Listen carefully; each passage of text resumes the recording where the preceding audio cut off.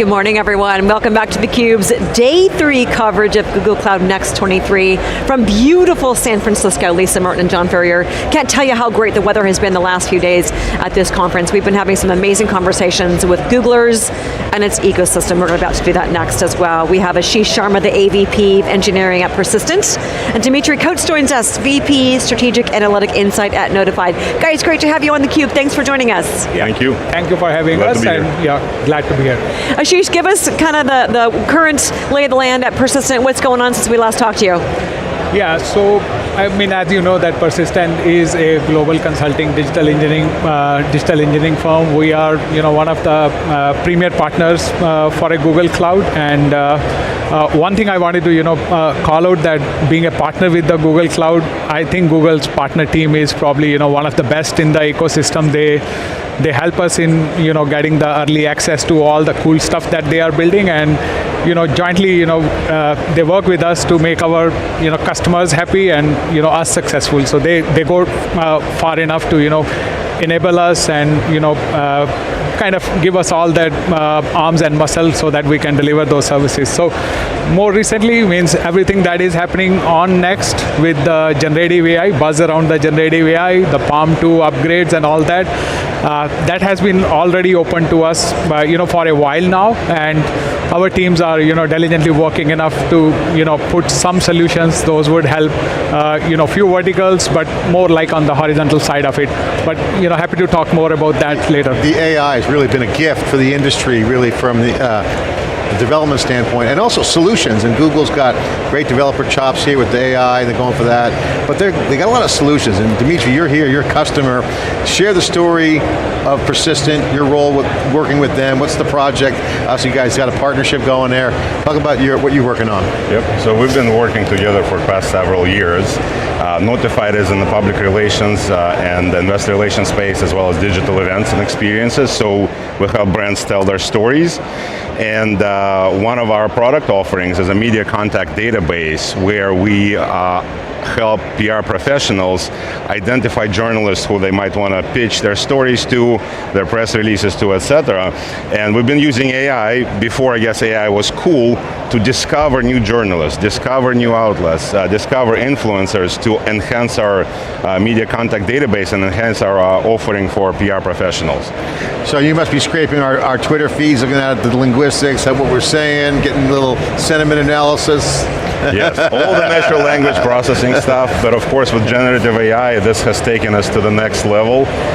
So we actually launched a patent recently for smart press releases, where we already have in production an AI-assisted press release generator, but we're going to be doing a lot more to help the PR professionals with managing the content, analyzing the content, predicting the likelihood of success, recommending journalists, kind of grading, like if you submit a press release, is it going to be awesome or does it need some work to reach your goals, etc. And we're doing something similar in investor relations as well, where we're essentially building a earnings call coach. So we host earnings calls and do webcasts, and we host websites for investor relations for different public companies. And with that, there's a lot of capabilities to use AI and also traditional machine learning to improve our product.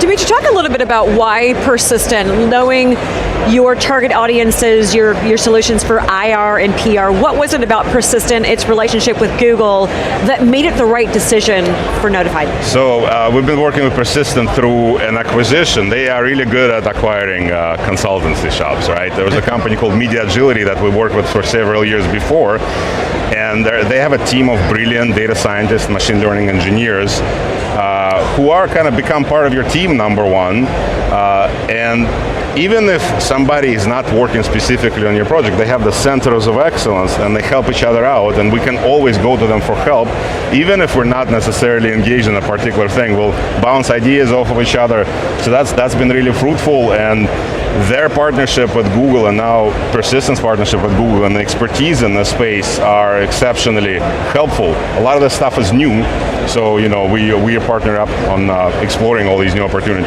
Asheesh, talk about the machine learning and AI background you guys have, and your skills and your team on the generative AI side. Take a minute to explain what you guys are offering, how this comes together, because, I mean, this is just going to explode. I mean, what you're talking about with the user value there is incredible. Probably gets a lot of manual labor kind of pushed out of the way, helps people be prepared for their work and their earnings calls. I mean, that's just a game changer. So more of this is coming. Right.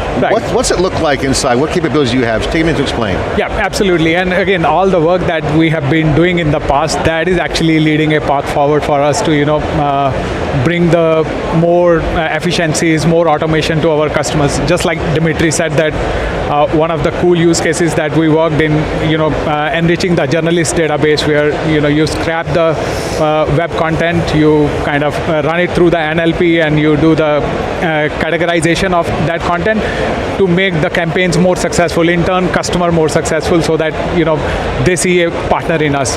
With the generative AI, the floodgates are actually open, and I do believe that we are in the early stages of kind of exploring that where to go, what is the path forward. But some of the primary use cases, those are coming to a foreplay. Means all of a sudden our chat bots are very, very intelligent now, right? So what's the coolest thing that Google's got right now in the Gen AI? What models? What's jumping off the page for you? Yeah. So and I'll take it back to the announcement at the Next. I think there are 2 or 3 things that I still have to absorb myself into. But the things that I really, really liked was Duet AI integration with the workspace. I'll be more smarter when I'm writing my emails, writing my documentation.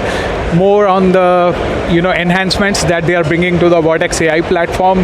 Not only hosting their own models, but hosting some of the open source models, enriching their model garden, is gonna open up the opportunities for us. And as I said, that conversational intelligence is on the rise, but at the same time, some of the digital transformation that generative AI can help, right? That code migrations from a particular style to a second style, from a particular database to the alternate database. Those are extremely, I would say, boring per se, means from a technology point of view, but generative AI is definitely going to help us in improving those areas. Dmitry, to Lisa's question earlier about the relationship, on your side, it's a lot to deal with, to get up and running fast. So one of the things I see in the cloud game over the past 8 years, managed services has been really popular. Now you need managed services and managed integrations, managed builds. Partnering is really key to people, because your alternative is what? You got to staff up. Even if you had a couple people, still got to get more. And then so this is, take us through your mindset when you were going down this endeavor. Obviously, you're looking at immediate opportunities, so speed to capture is probably top of mind for you, right? Like, move fast. We have a core group of internal folks who are architecting solutions, managing, because we still own a lot of stuff, own the delivery, but acceleration of speed of development, because we're in a game right now where it's a race, especially in the PR and IR space. It's an interesting industry because it hasn't really been disrupted for a while. It's kind of been pretty stable. We're doing the disruption. I think we are one of the leaders in driving the disruption, and we want to go faster and harder, and we need to partner up with folks to accelerate our deployments. And speaking of partnering up to accelerate deployments, what are some of the risks associated with AI, ML, that Persistent is helping you guys to address and eliminate? Well, there's a lot of fear out there in the market of how this is going to be used. There's security considerations. We've got companies and countries banning certain applications outright right now. So what we're trying to do internally is to work with our customers to navigate those waters in a reasonable pace, but also deliver extra value for them as well. So, with Persistent, we just value their thoughts around DevSecOps as well, because one thing is to build something cool as a data scientist, the other thing is to actually deploy it into production. So that's one of the key areas that we'll partner with them on. What's the coolest thing you're seeing at the show here, Dmitry? What do you like?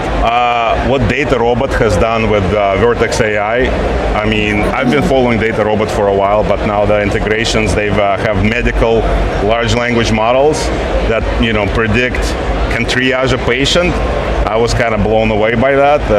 It's really cool to see. I mean, a lot of really great presentations as well. So. It's interesting, we talk about this all the time when we were having the previous conversations in the cloud game.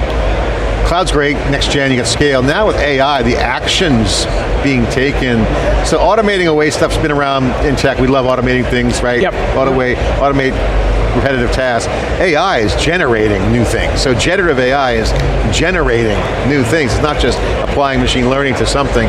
That's going to be changing the outcomes of real-time applications. So it's a whole mindset shift on architecture, okay? Admin, we were speculating that the cloud admin would be automated away. AI will be running the cloud. It's the architecture, because you're architecting, you got to architect it, and then go after the opportunities in the business. That's where I think I see the pattern emerging here in real time, just thinking out loud, speeds the game. If you go too internally and rearrange the deck chairs, as they say, you might miss it. Talk about that phenomenon, about how you see that, how you guys see that, because this is some people trying to realize what's the playbook. Yep, so cloud was anyways pushing the limits for the managed services. So many of the services nowadays, when you architect the cloud solution, they are the managed services, so hardly require any admin and more humans working on keeping it up and running.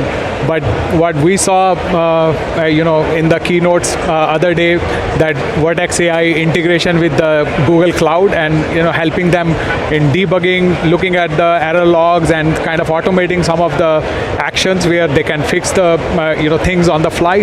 That's amazing. That is where the kind of a real value of the automation, and perhaps means that will free up people to do more cool stuff, more creative, and be more productive. So essentially, instead of fear of many of us had a fear that people will lose the jobs, but I think we are going to put more productive hours than before, and this is only going to help in accelerating. And team formation is a big thing too, right? Yes. Who's on the team?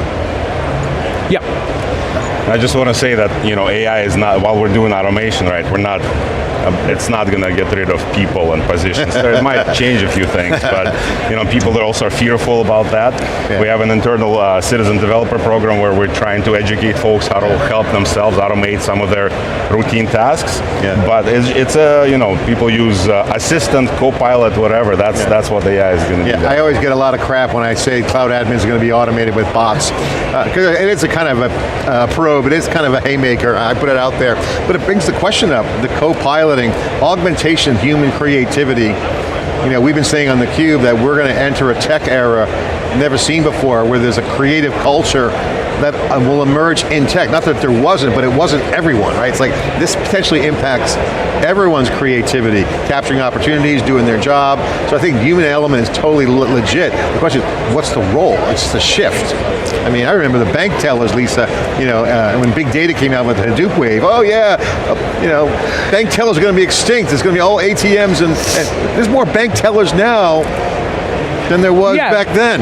Yeah, they're all wrong. Yeah, that's a abundance mindset, and I go back and want to reflect on Sundar Pichai's statement that the generative AI or AI is more profound than fire or steam, for that matter. Just like in 18th century we got steam, in 19th century we got electricity, 20th we got like a information technology. Now we are in AI, and humans are they'll always have a role, right? And whether it is writing about the problems that AI is going to solve, that somebody has to fill in that role, or it might be the wheel actually. Yeah. So, and AI brings in that efficiency and that consistency in the results. You imagine that 10 years from now, there is an automatic plane landing, right? You don't require pilots to make even a fraction of a mistake.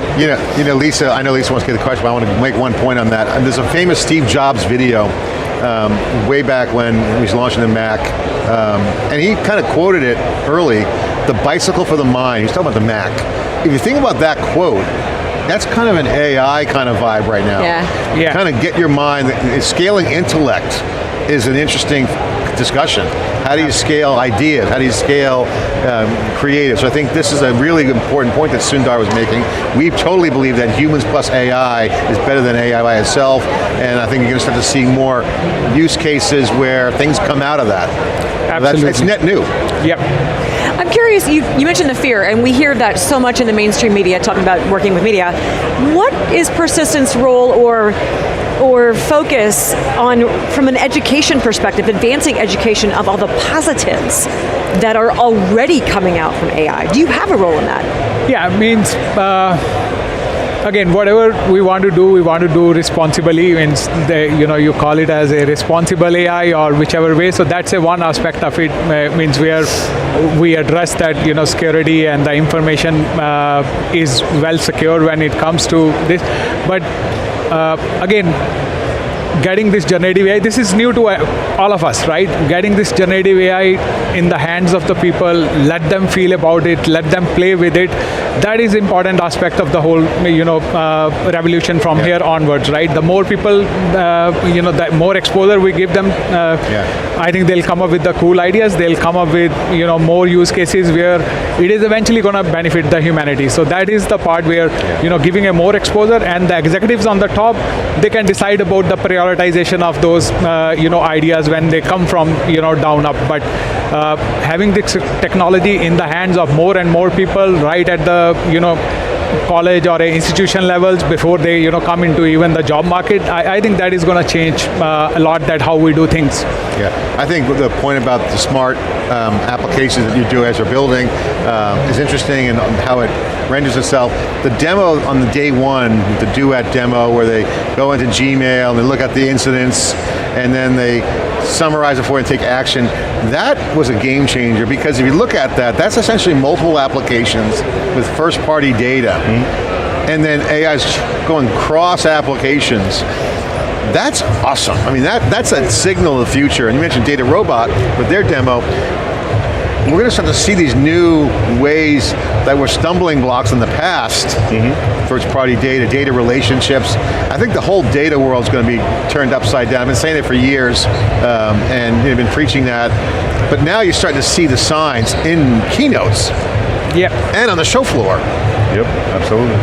So what do you guys see AI going? That's guess are we drinking too much Kool-Aid here on theCUBE, I mean, obviously we are in agreement that Sundar, it's profound for sure, but where's it going next? What has to happen as you see cloud scale come on with the top? AI is GPUs and TPUs behind us. Yeah, I would say AI is everywhere. Means we are only realizing it and talking about it now, but we have been in this journey for a while. Means be it working in the docs and getting the hints of your next word, be it any sort of an automation around us, talking to the Google Home and getting things done, playing music, talking to your gadgets. So all that is AI that we are already into it. It is just an amplification, and now the generative part of it, where these machines can generate the content that is either of your liking, or it gives you a variety, it gives you a consistency.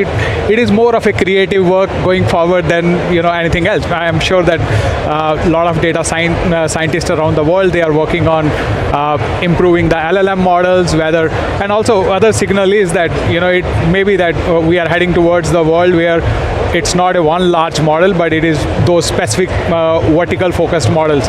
Like they announced in the next that there is a SEC PaLM 2, there is a Med PaLM 2. That gives us an indication that we are heading in a direction where those specialized models will help us in solving specific use cases. We'll keep our eyes on that. Dmitriy, last question for you. What's next for Notified Gen AI? Where do you think your applications are going to go for the company and your target audience? I think the buzz of AI will subside a little bit. It'll just be stuff that we do and use as part of applications. Specifically for Notified, I mentioned we have a couple of patents. We've built some solutions. We need to go and build those out. So it's about execution at this point.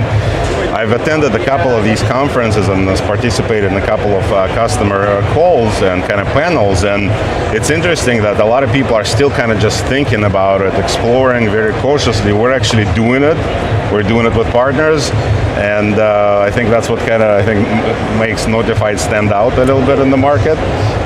For us specifically, right, we're gonna, earnings call coach is a really cool thing that I'm really interested to show a lot more about soon. But it's a, what does it do? Take a minute to explain. Yeah, so if you think about it as a pre-game, post-game, during-game coaching for an investor relations officer or CFO, you did awesome in your webcast and now your stock price is doing great, or you didn't do so awesome and there are a few points you might have improved. So, can we get that for the CUBE interviews? By the way, that's an interesting thought, yeah. That is an interesting thought. We'll be calling persistent the first call. Absolutely. Asheesh, Dmitry, thank you so much for joining John and me on the program, talking about the partnership, what you're doing, your thoughts and applications of Gen AI, and some of those predictions for the future. We really appreciate you taking the time to talk with us today. Yeah, Thank you. Thank you. Our pleasure for having you. Yeah. For our guests and for John Furrier, I'm Lisa Martin.